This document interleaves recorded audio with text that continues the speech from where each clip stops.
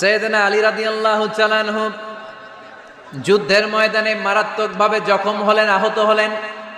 পায়ের ভেতরে জিহাদের ময়দানে তীর ঢুকে গেল, তীর কেউ টেনে বের করতে পারে না, এতটাই জখম হয়েছে। তীর ধরে টান মারলে তিনি চিৎকার মারে।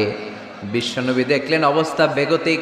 আল্লাহর হাবিব বললেন, তীর ধরে টানাটানির দরকার নাই, যেহেতু টান মারলে ব্যথা পায়, ছেড়ে দাও, আজান দাও। বেলাল তুমি আজান দাও, একামত দাও।